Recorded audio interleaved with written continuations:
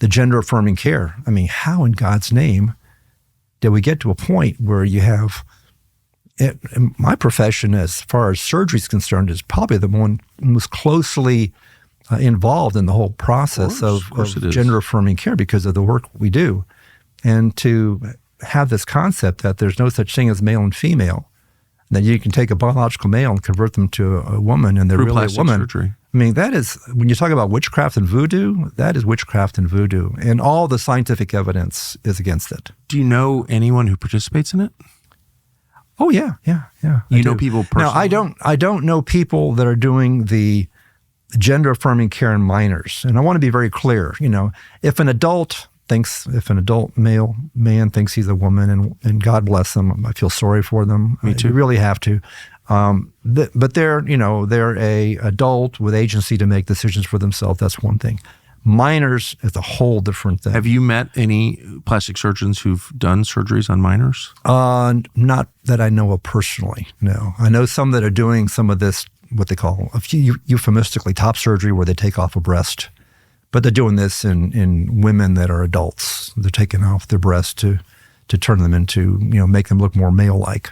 I don't know anyone personally who's done this on children so far. So you saw this with abortion. Even when I was a child, there were doctors who said, I just don't believe in it. I think it's immoral. I'm not participating in it.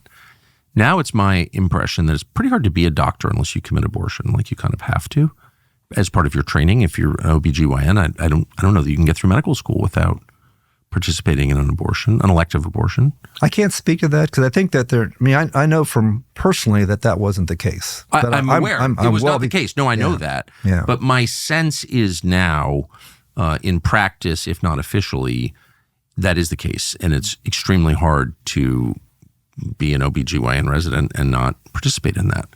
And I wonder if we're moving toward that scenario with transgender surgery, where maybe you don't get certified as a plastic surgeon unless you participate in, mutilating minors in the service of ideology. Like, could you see that happening? I could definitely see it happening. It is happening. It is being done. Now, are people being forced to do it? I don't think that's necessarily the case. I think people that are doing it are bought into the whole thing, and they're doing that because they're bought into it. But that just seems to act against evidence. Scientific evidence as a scientist, and physicians are scientists. It doesn't, I'm saying the same thing 10 times in a row, but it just seems like like you shouldn't be allowed to conduct science if you've shown that you don't believe in it.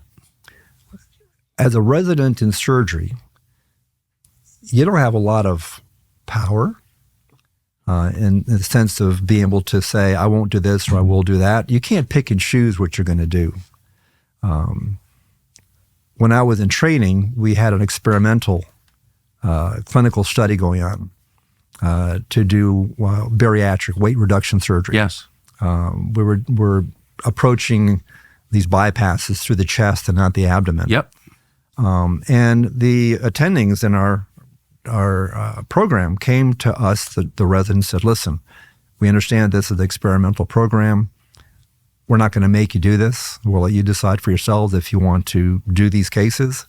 There were 3 of us at my level, and 2 of us said no. I was one of those, and the 3rd one said sure, he'd do it. That you did not want to participate? Did not want to do that. I didn't think it was a good operation, a good idea. Long and short is that the study showed that, yes, you could lose weight by doing this, but the weight came back. Yes. These patients gained weight again. And so it was pretty much abandoned. And we're talking, back in 1984, thereabouts. And of course, I remember one young woman who died directly as a result of the operation, which was it wasn't that big a group of patients, and they had 1 death in that group. Lent is here, the period before Easter, the 40 days, and it's a unique chance to get closer to God. That's the point of it. Hallow, the world's #1 prayer app, can help you do that. Joining their Prayer 40 Challenge, it's a great way to connect with Christians all over the world and unite in preparation for Easter, which is the payoff of this season. It's called The Way. It helps participants focus on how Jesus is the way to heaven. If you join the challenge, you'll embark on a spiritual journey with some of America's most convicted Jesus followers. powerful stories, prayer, you grow in your ability to sacrifice. That's what Lent is. It's a sacrifice. And taking thought-provoking sermons and true stories of faith in action, which are amazing.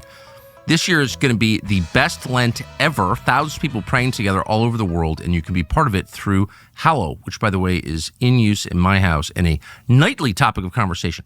So you can sign up at hallow.com/Tucker. When you join, check out thousands of guided prayers, meditations, music, and everything. There's a ton on Hallow, all designed to help you find peace and closeness to God. Download the Hallow app and jump onto the Lent Pray 40 Challenge right now. So, you're not always allowed to make the decision about what you can do. Now, if you're in a residency program and you've got surgeons that are doing, gender affirming surgery, and again, in minors, and you don't want to participate in that, I can't speak to this. I can't say that the resident has the ability to say, no, I'm not going to do that or I won't do that. I do know that, are you familiar with the case of Eitan Haim? I've interviewed him. Ah, okay. What a man he is. One of my heroes. There's someone who has true courage. I mean, my courage is the courage of someone that doesn't have too much to lose. His is the courage of someone who has everything to lose. That guy, I don't know if I didn't ask him. I don't know if he's a religious man, but I could feel a moral power on that guy. He is. He is religious. Okay. Yes. Well, I've become friends with him, and I've actually call these, divine moments, if you will. But yes. I've made a couple of, just felt compelled to call him a couple of times. Yes. And it just happened to be when he was in a really difficult down period and just needed someone to affirm what he was doing and to encourage him and so forth. And so, I just happened to be the person that made that phone call. Ooh, good for you. So we become friends. Good for you. And he is definitely a religious person in the sense I that could feel that on him. More than that, he's a moral person. And he has a strong sense of the other. No, you're absolutely right. And of all the people I've interviewed, boy, it's funny you mentioned him. I've thought about him many times since that interview.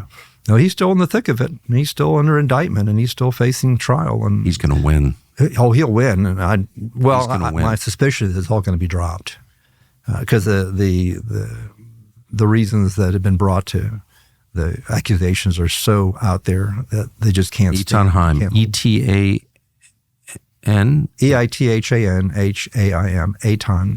Haim, Eitan Haim. So for those following who want to Google him, yeah, he's there. So do you think that this can be fixed? It can be fixed, yes. But you're talking about the pipeline for surgery is 5+ years. So, then you got the 4 years before the medical school. So if you're going to fix the problem, you got to go back to the medical schools. Honestly, you may have to go back to universities where the people are being indoctrinated in all this social justice stuff where they feel that that's more important than what they're doing. The young doctors think that righting historic wrongs is more important than taking care of the patient in front of them. And you can't practice medicine that way. That's not medicine. So it can be fixed. It's going to be a generational problem. It's going to take a long time. We're going to be seeing the effects of this and paying the price for these policies and these ideologies for probably my lifetime, I suspect, which brings up the issue. I'm a healthy guy, but every one of us is going to be someday needing a doctor, and I don't know who I'm going to go to.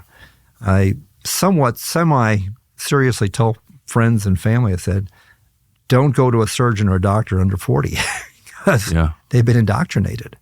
Some of these guys are still wearing masks, for Pete's sakes. Thanks for watching our YouTube channel. We hope you'll subscribe to it. And by the way, you can hit the little bell on there and get notifications every time we produce a video. We hope you'll do that also.